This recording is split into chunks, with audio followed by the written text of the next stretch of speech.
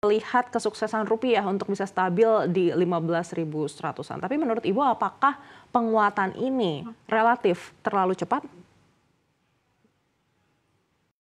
Iya, Mbak Neke. Memang kalau kita pantau ya dari mulai bulan Juli, Agustus, dan per September ini dan dibandingkan dengan year to date di awal Januari, ini memang sangat cepat ya, signifikan sekali dan memang dari posisi yang kalau kita lihat sempat melemah di 16.400-an dan per hari ini ada di level 15.100, ini memang adalah suatu penguatan yang kita bisa bilang terlalu cepat.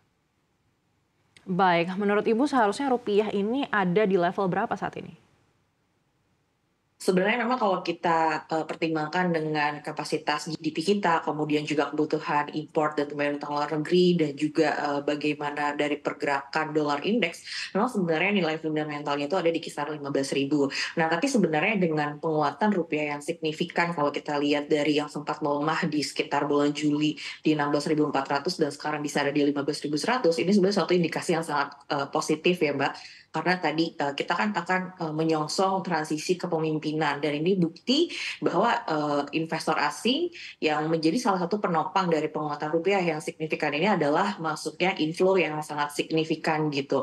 Jadi tadi terlepas dari fundamentalnya di 15.000 dan penguatan yang signifikan, tapi adalah indikasi yang positif bahwa investor asing ini percaya terhadap fundamental ekonomi kita. Baik, artinya memang penguatan rupiah saat ini sudah lebih disebabkan karena kepercayaan terhadap fundamental ekonomi kita, bukan karena pergerakan dari indeks dolar Amerika Serikat semata.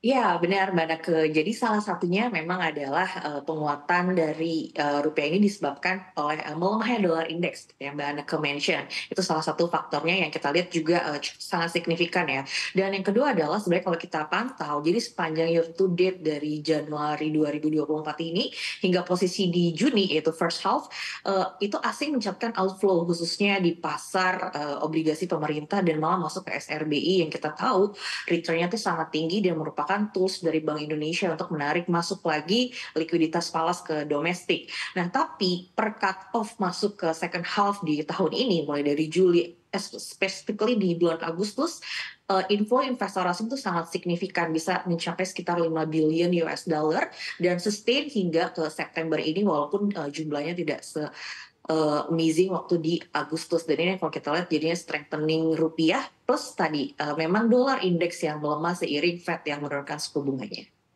Baik, artinya menurut Ibu, apakah penguatan rupiah ini masih akan berlanjut hingga akhir 2024?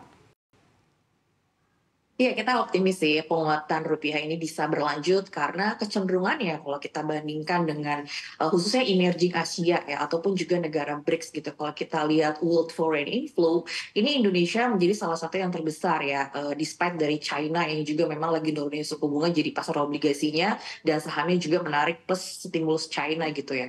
Nah, tapi juga kalau kita bandingkan secara real interest rate dan real yield yang bisa didapatkan oleh investor misalnya masuk ke obligasi gitu ya. Kalau kita bandingkan imbal hasilnya nih Indonesia merupakan salah satu yang tertinggi di global gitu. Karena walaupun saat ini kan kita lebih rendah memang posisinya dari India. India masih di 6,5% ya. Nah, tapi kalau kita lihat dari sisi inflasinya Indonesia jauh lebih rendah. Kita masih di kisaran 2 hingga 2,5% katakanlah hingga akhir tahun 2024.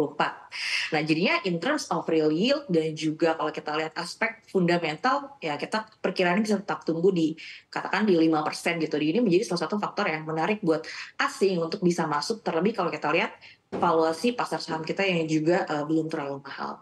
Baik, Ibu Hasiana, kita tahan sejenak karena kita bersama-sama akan menyambut Pak Anggana Gunawan yang sudah tergabung dengan kami selaku Wakil Ketua Komite Tetap Kebijakan Fiskal dan Publik Kadin Indonesia. Pak Anggana, apa kabar? Kabar baik, Aneka, mohon maaf terlambat bergabung. Siap. Pak Anggana, kalau dari kacamata pengusaha sendiri, melihat seperti apa penguatan rupiah hingga ke 15.100-an ini? Apakah juga dinilai terlalu cepat seperti yang disampaikan Ibu Hosiana tadi?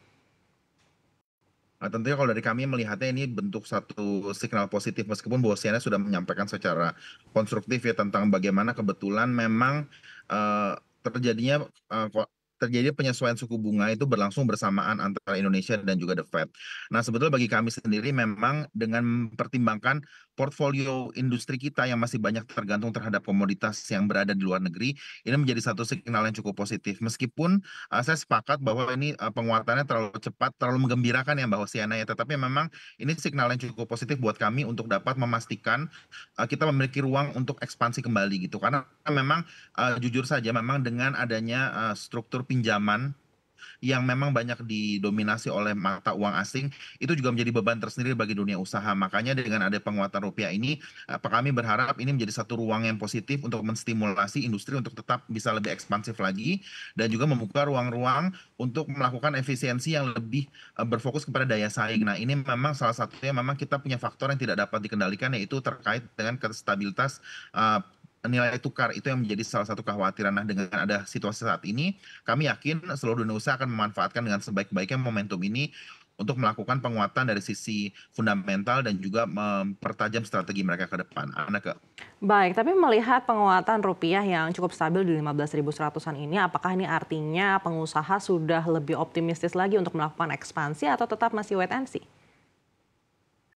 Mungkin saya ntar minta tanya Mbak Hosiana aja secara lebih objektif. Tapi kami memang melihat juga bagaimana nanti tim keuangan ke depan ya setelah 20 Oktober ini akan menjadi salah satu hal yang menjadi titik tolak yang akan memberikan confidence kepada market dan juga pelaku usaha dalam melihat bagaimana forward looking dari industri kita. Karena kita juga sebetulnya ada kekhawatiran juga terhadap perlambatan ekonomi di Tiongkok yang sekarang semakin mengkhawatirkan. Dan hal ini sebetulnya juga menjadi catatan bagaimana adanya potensi masuknya arus barang dari Tiongkok yang memiliki harga yang sangat-sangat tidak dapat diterima oleh pelaku usaha dalam negeri. Nah, ini juga harus menjadi satu catatan juga bagaimana pengawasan arus barang sehingga tidak mengganggu tata niaga dalam negeri dan juga memperlemah daya saing kita sebagai pelaku usaha domestik. Nah, ini menjadi catatan khususnya di sektor otomotif dan juga ada di sektor-sektor produk konsumsi ataupun produk elektronik yang bisa jadi menjadi satu stimulus yang kurang baik, walaupun juga itu bisa dimanfaatkan oleh publik untuk dapat memastikan daya beli mereka tercukupi dari beberapa pasokan barang dengan harga ekonomis. Tetapi keseimbangan ini harus dijaga, jangan sampai akibat adanya pelemahan global yang khususnya di-trigger oleh Tiongkok ini menjadi satu nilai yang buruk juga buat ekonomi dalam negeri kita.